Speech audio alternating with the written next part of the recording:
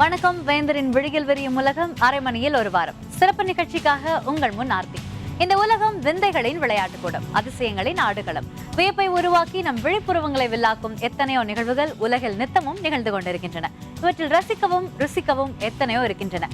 உருண்டோடும் இந்த உலகில் கடந்த ஒரு வாரத்தில் நடந்த வியப்பும் விறுவிறுப்பும் கலந்த வித்தியாசமான செய்திகளை காட்சிகளை இப்போது பார்க்கலாம்.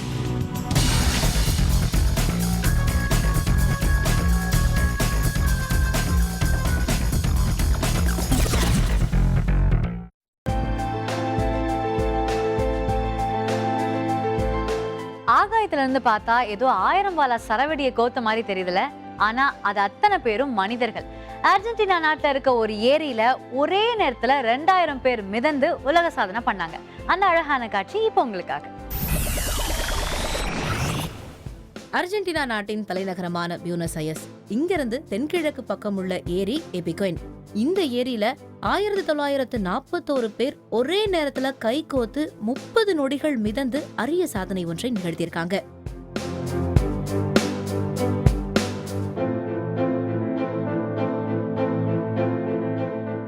இதுக்கு முன்னாடி தாய்வான் நாட்டில் உள்ள சன்மூன் ஏரியில 634 பேர் ஒரே நேரத்துல மிதந்ததுதான் உலக சாதனையா இருந்தது. அதுலயும் அவங்க ரப்பர் வலையும் லைஃப் ஜாக்கெட்டோட மிதந்தாங்க. ஆனா எபிகோயின் ஏரியில ஒரே நேரத்துல 1941 பேரும் எந்த விதமான எக்யூப்மெண்ட்டும் இல்லாம மிதந்திருக்கிறது தான் விசேஷம்.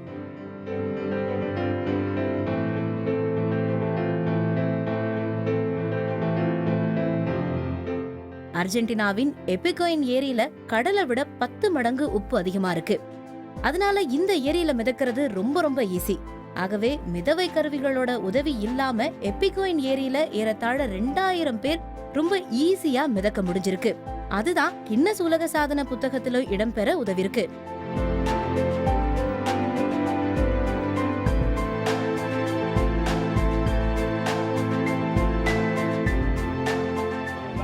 இதே மாதிரி இத்தாலி நாட்டிலும் ஒரு ஏரி சாகசம் நடந்திருக்கு.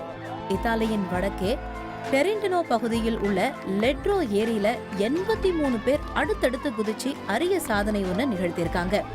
பனியில குளிர்ந்து இப்பவோ அப்பவோன்னு உறைய தயாரா இருந்த இந்த ஏரியில தான் இவங்க குதிச்சு சாதனை படைச்சிருக்காங்க.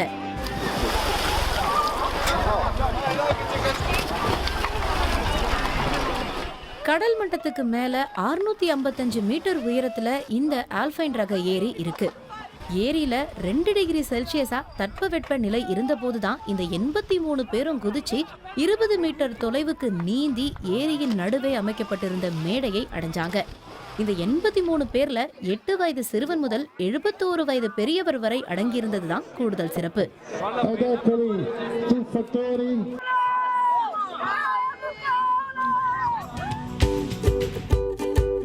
குளுகுளுன்னு ஒரு நீச்சல் குளம். அந்த குளத்துக்குள்ள குதிச்சு 5 மீட்டர் ஆழத்துல தண்ணிக்கு அடியில இருக்கிற ஒரு ஹோட்டலுக்கு போய் ஃபுல் மீல் சாப்பிட்டா எப்படி இருக்கும்? பெல்ஜியம் நாட்டுல இப்படி ஒரு வித்தியாசமான ஹோட்டல் வெளுத்து கட்ட ஆரம்பிச்சிருக்கு.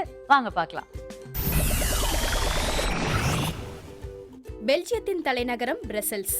த பேர்ல் அப்படிங்கிற ஒரு ஹோட்டல் 5 மீட்டர் ஆழத்துல அக்கடான ஒரு நீச்சல் குளத்துல இந்த ஹோட்டல் இருக்கிறது தான் விசேஷம்.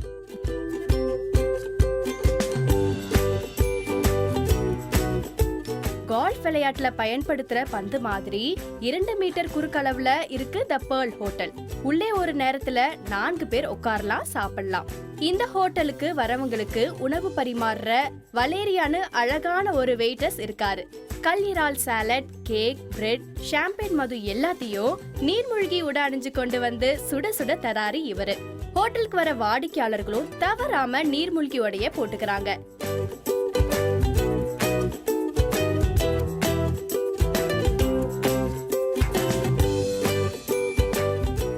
இந்த ஹோட்டல்ல உணவருந்த ஒருவருக்கான கட்டணம் $99. ஃப்ளாரன்ஸ் லூட்ஜே நிக்கோலஸ்னு ஒரு தம்பதி இந்த விசித்திர ஹோட்டலுக்கு வந்து உணவு வெளுத்து கட்டுனாங்க.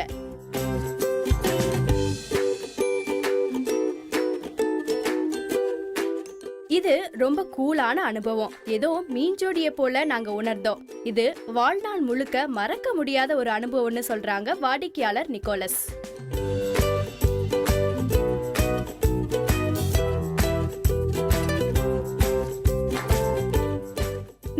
33ங்கிற டைவிங் மையம் இந்த நீரடி உணவகத்துக்கான ஆக்சிஜன் சப்ளைய செய்து அதோட அழகான வெயிட்டர்களையும் அது அனுப்பி வைக்குது.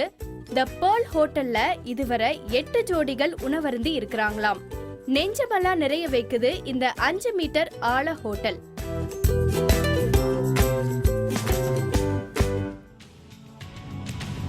வில்லாதி வில்லன்கள், தில்லான ஆசாமிகள் இவங்களுக்காக வரைஞ்சு கட்டிட்டு நடக்குது பிரிட்டன்ல வருஷா வருஷம் ஒரு ஓட்டப்பந்தயம். அப்படி என்ன அந்த ஓட்டப்பந்தயத்துல அதிசயம் கேக்குறீங்களா? நீங்களே பாருங்க. பிரிட்டன்ல உள்ள ஒரு குட்டி நகரம் ஸ்டஃபோர்ட்ஷயர். இந்த நகரத்துல நடக்கிற 8 மைல் ஓட்ட போட்டி சுத்துமுத்தும் உள்ள 18 பட்டியிலும் அவ்வளவு பிரபலம். வைரம் பாய்ஞ்ச ஆண்கள், ஏன் பெண்களும் கூட இந்த போட்டியில வரிஞ்சு கட்டிக்கிட்டு கலந்துக்குவாங்க. ஓட்டம்னா சாதாரண ஓட்டம் இல்லைங்க இது. 8 மைல் தொலைவு முழுக்க பல தடைகளை இந்த போட்டியில கடந்தாகணும்.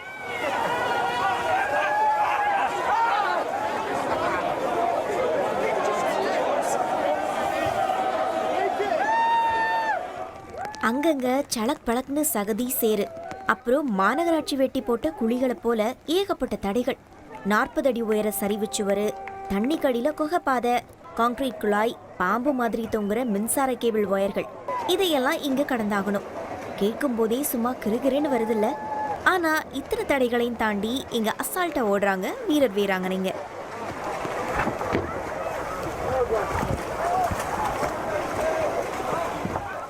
ராட்சத மீன்பிடி வலை, அதுக்குள்ள புகுந்து ஓடினா தகதகன்னு எரியிற நெருப்பு, அதையும் தாண்டினா நீரோடைகள், இத்தனையையும் தாண்டி வெற்றி கோட்டையை தொடறதுக்குள்ள உடம்பு ஒரு வழி ஆயிடும்.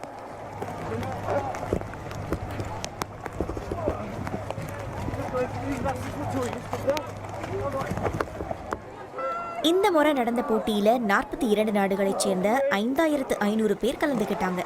குழவி மாதிரி சுருக்குன்னு குளிர் வேற குட்டி பிடுங்க இந்த போட்டி நடந்தது.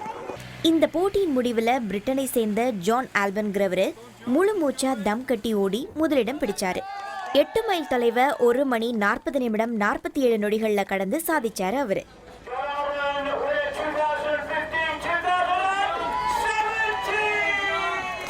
ஜேம்ஸ் ஆப்பிள்டன்கிறவரு 2வது இடத்தையும், ஹேகன் புரோசியஸ்ங்கிறவரு 3வது இடத்தையும் பிடிக்க 30 ஆண்டா நடந்த இந்த சலக்பலக் சகதி போட்டி முடிவுக்கு வந்துச்சு. படு பயங்கரமான போட்டிங்கிறதுனால இந்த ஆண்டோட இந்த சலக்பலக் சகதி ரேஸுக்கு மூடு விழா. அதனால கண்ணீருடன் விடைபெற்றாங்க இந்த போட்டியில கலந்துக்கிட்டவங்க.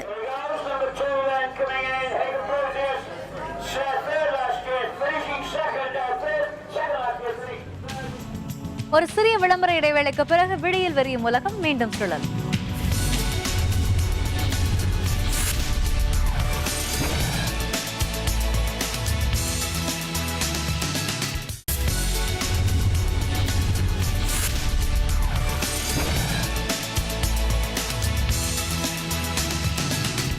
தொடர்ந்து விரிகிறது விழியல் விரியும் உலகம்.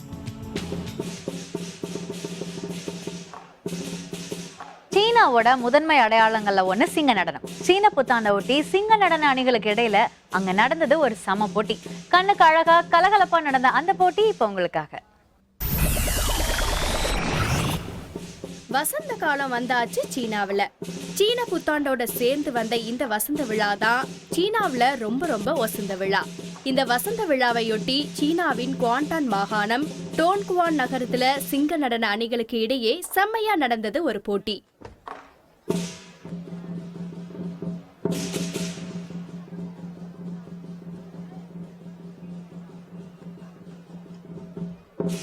ஃபோஷான், சான்வெய், சென்ஷென், ஹாங்சென் ஆகிய 4 நகரங்களை சேர்ந்த 6 குழுக்கள் இந்த சிங்க நடன போட்டியில பங்கேற்றன. மூங்கில் கம்புகள் மீது கால் வழுக்காமல் இந்த சிங்கங்கள் நடந்த அழகே தனி.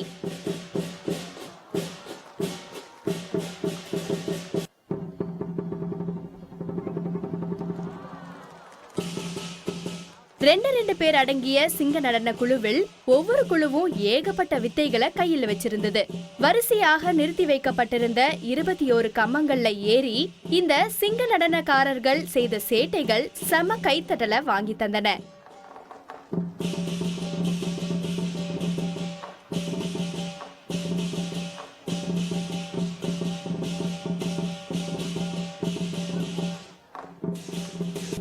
இந்த 21 கம்பங்கள்ல பாதி கம்பங்கள் 2 மீட்டர் உயரம்.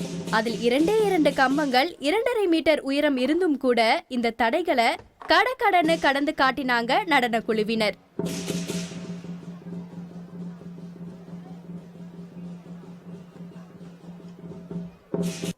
சிங்க டான்ஸ் இல்லாத சீன புத்தாண்டே கிடையாதுங்க. பாரம்பரியமிக்க இந்த சிங்க நடனம் தீய ஆவிகளை விரட்டுங்கிறது தான் சீனக்காரர்களோட நம்பிக்கை. சிறப்பா நடந்த இந்த சிங்க நடன போட்டியின் முடிவுல போஷான் நகரத்தை சேர்ந்த நடனக்குழு வெற்றி கோப்பையை தட்டி சென்றது.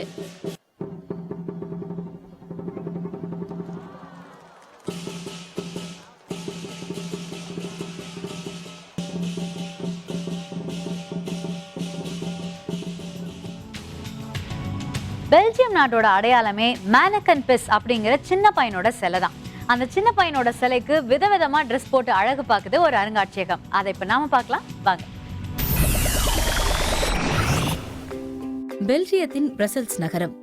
இங்க 17ஆம் நூற்றாண்டில் யாரோ ஒரு எதிரி வெடிகுண்டு திரியில நெருப்ப பத்த வச்சுட்டு போக நெருப்பை அணைக்க தண்ணீர் தேடி அத்தனை பேரும் தவிச்ச நேரத்துல மெனக்கென் என்ற சின்ன சிறுவனுக்கு மட்டும் வித்தியாசமான ஒரு ஐடியா தோணுச்சு. தண்ணிக்கு ஏன் அங்க எங்க போகணும்னு நினைச்ச சிறுவன் வெடிகுண்டு திரி மீது சிறுன்னு பன்னீர் தெளிக்க குண்டு வெடிக்காமல் நகரம் காப்பாற்றப்பட்டது. அதுக்காக சிறுவனுக்கு சிலை வைக்க அதில் இருந்து பிரசல்ஸ் நகரத்தின் அடையாளமே இந்த சிறுவனின் சிலை என்றாகிவிட்டது.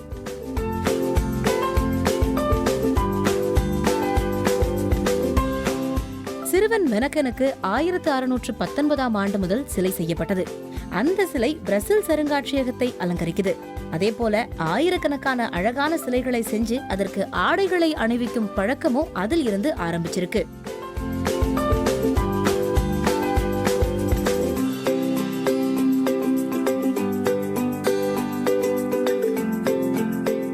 இந்த சுட்டி சிறுவனின் சிலைக்கு 950 வகையான உடைகள் இருக்கு. அசர்பைஜான் உள்பட அனைத்து நாட்டு தேசிய உடைகளிலையும் சுட்டி சிறுவன் மெனக்கனை நம்ம பார்க்கலாம். இது தவிர சாண்டா கிளாஸ் உடை, அனைத்து கால்பந்தாட்ட அணிகளின் உடைகளும் சிறுவனின் சிலையை அலங்கரிக்கிறது.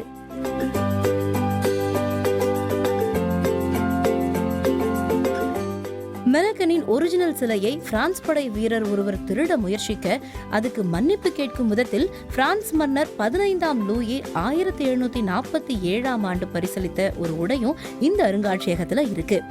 பல்வேறு உடைகளில் சிறுவனின் சிலையை பார்த்து ரசிப்பவர்கள் ரிச்சுவல் முறையில் இன்னும் அதிக ஆடைகளை பார்த்து ரசிக்க முடியும்.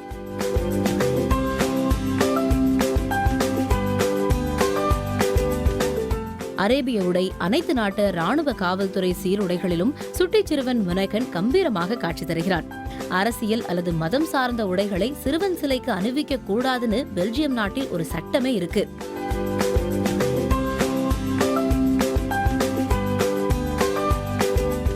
பிரசல்ஸ் அருங்காட்சியகத்தில் ஏற்கனவே ஏகப்பட்ட கூட்டம். இதுல சிறுவனின் சிலைக்கு புத்தம் புது உடைகள் அணிவிக்கப்படுறதால இனி இந்த ஆண்டு 60,000 பேர் இந்த அருங்காட்சியகத்துக்கு வருவாங்கன்னு எதிர்பார்க்கப்படுது.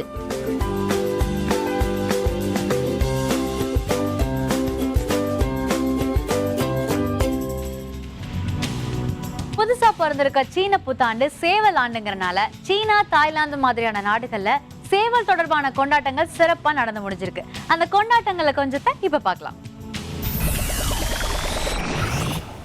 தாய்லாந்தின் தலைநகரம் பாங்காக். இங்க சீன புத்தாண்டையொட்டி சேவல் சண்டை சிறப்பா நடந்துச்சு. அதிலையும் இந்த ஆண்டு சேவல் ஆண்டுங்கிறதால குதூகலம் சும்மா கொடி கட்டி பறந்துடுச்சு.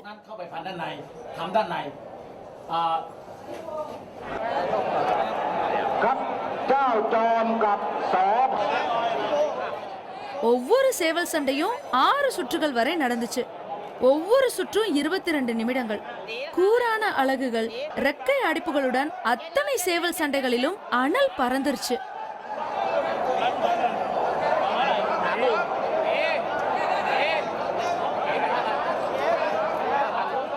தாய்லாந்து நாட்டின் பாரம்பரிய விளையாட்டுகளில் ஒன்றுதான் சேவல் சண்டை. இதனால இந்த சேவல் சண்டை பார்க்க செம்ம கூட்டம். கோழிகள் மோதிக்கொள்கிற அழக கொண்டாட்டமா பார்த்து ரசிச்சது இந்த கூட்டம்.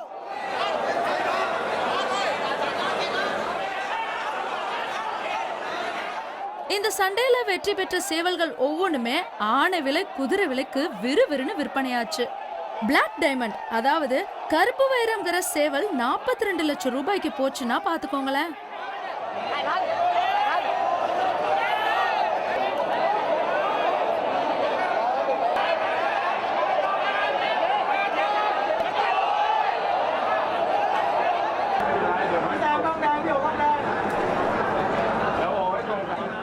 தாய்லாந்துல இப்படின்னா சீனாவின் குயிசோ மாகாணம் காந்த்வாங்கிற ஊர்ல வேறொரு விதமா சேவல் ஆண்டு கொண்டாட்டம் நடந்துச்சு. காம் இனத்தைச் சேர்ந்த பெண்கள் பாரம்பரிய உடையுடன் சேவல் வாத்து கட்டிய கலையுடன் நடந்து வர பட்டாசுகள் முழங்கிச்சு. அதையடுத்து ஆண்கள் அந்த களியில இருக்கிற சேவலை பிச்சு அகற்ற முயன்றாங்க. சிறகுகள் பிச்சு சேவல் துடிதுடிக்க இந்த விசித்திர விளையாட்டு நடைபெற்றுச்சு.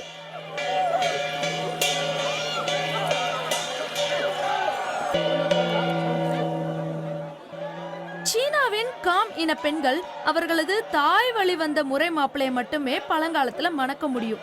அந்த பெண்ணை இன்னொரு ஆண் விரும்பினால் அவருக்கும் முறை மாப்பிளைக்கும் இது போல களியில கட்டிய சேவலை பீத்து எடுக்கிற போட்டி நடத்தப்படுறது வழக்கம்.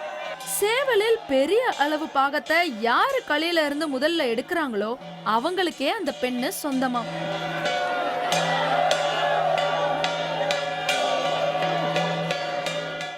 பழங்கால பாரம்பரியம் கலந்த இந்த போட்டி இந்த நவீன காலத்திலும் தொடர்வது ஒரு வேடிக்கைன்னா, போட்டியின் போது சிராய்ப்பு, இரத்த காயங்கள் ஏற்பட்டா அது பெரிய அதிர்ஷ்டமாக கருதப்படுவது இதுல இன்னொரு வேடிக்கை.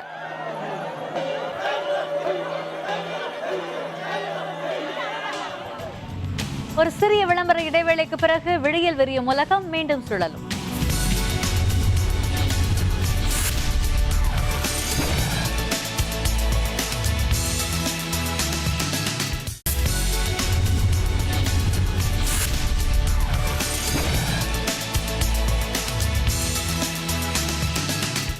தொடர்ந்து விரிகிறது விழியில் விரியும் உலகம்.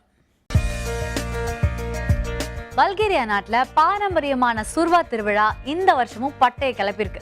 மூலைக்கு மூலை இந்த திருவிழாவை ஒட்டி முகமூடி நடனங்கள் களை கட்டுச்சு. பெர்னிக் நகர்ல நடந்த அந்த விசித்திர திருவிழாவை இப்ப பார்க்கலாம்.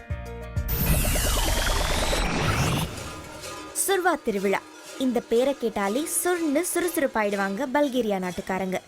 அந்த அளவுக்கு அத்தனை பேரையும் ஈர்க்கிற பாரம்பரிய திருவிழா இது. 6000 பேர் பங்கேற்ற சுர்வா திருவிழா இந்த ஆண்டு பெர்னிக் நகரத்துல பிரமாதப்பட்டுச்சு.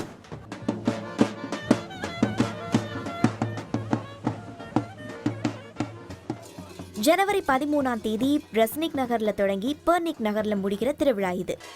முகமூடி நடனங்கள் தான் இந்த திருவிழாவின் முக்கிய அம்சம். வித்தியாசமான விதவிதமான முகமூடிகள், வட்டமா கூடி ஆடுற ஹோரோ நடனம்னு இந்த சுர்வா திருவிழாவில் சுவையான அம்சங்கள் எக்கச்சக்கம்.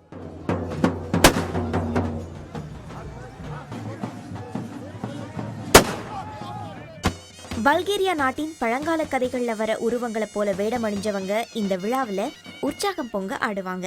அதுலேயும் அப்பா தாத்தாக்கள் மூலம் வழி வழியா வர்ற பாரம்பரிய மணிகளை உடல்ல கட்டி கொண்டு ஆடுறது தான் இந்த விழாவில் வழக்கம்.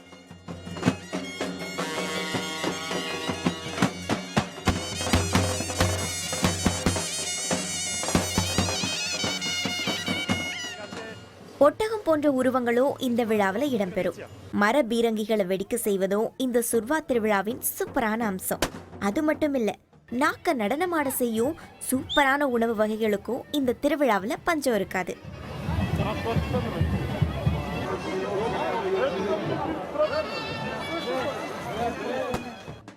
புத்தாண்டுல தீய சக்திகளை விரட்ட நடக்கும் இந்த வித்தியாசமான திருவிழா பல்கேரியா நாட்டுக்காரர்களை மட்டுமில்ல, சுற்றுலா பயணிகளையும் கூட சுண்டி இழுக்குது. ஏன், இப்போ உங்களையும் இது ஈர்த்திருக்கோம்ல.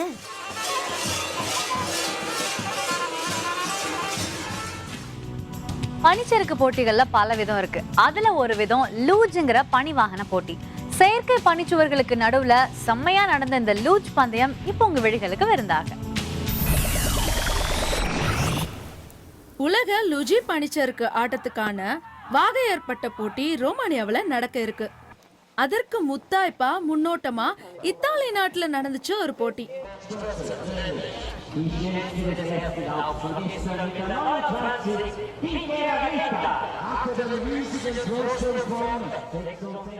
லுஜிங்கிற ஸ்லெட் பனிச்சறுக்கு வாகனம் ஏறத்தாழ 21 முதல் 25 கிலோ எடை இருக்கும். அதுவே 2 பேர் ஓட்டுற வாகனம்னா அது 25 முதல் 30 கிலோ வரை வெயிட் இருக்கும். அதுல வானத்தை பார்த்து மல்லாக்க படுத்துக்கிட்டு மணிக்கு 140 கிலோமீட்டர் வேகத்துல சறுக்கி வர்றதுதான் இந்த போட்டி.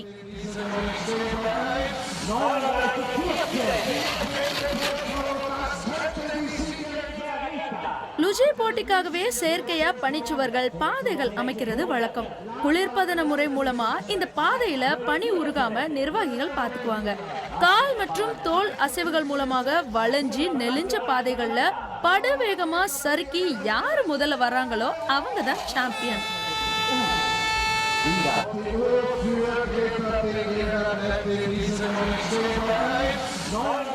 மகளிருக்கான ஒற்றையர் போட்டியில கிரேட்டா பிஞ்ஞோராங்கிற இத்தாலி நாட்டு வீராங்கனை முதலிடம் பிடிச்சாரு. 2வது 3வது இடங்களையும் கூட இத்தாலி நாட்டு வீராங்கனைகளே தான் அள்ளினாங்க.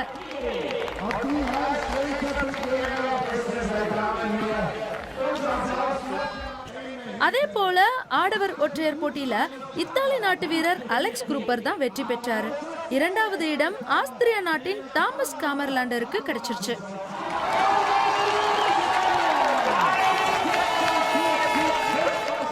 ஆடவர் இரட்டையர் பிரிவு போட்டி ரொம்ப அமர்க்களமா நடந்துருச்சு. அதுல ரஷ்யாவின் பாவல் போஷ்னவ் இவான் லாசரேவ் இணை தான் வெற்றி பெற்றுச்சு. போட்டியில வெற்றி பெற்றவங்க பூரிப்புல இருக்காங்க. அதோட ரொமானியா நாட்டு லுஜி உலக வாகையர் போட்டியில தன்னம்பிக்கையுடன் அவங்க பங்கேற்க இருக்காங்க.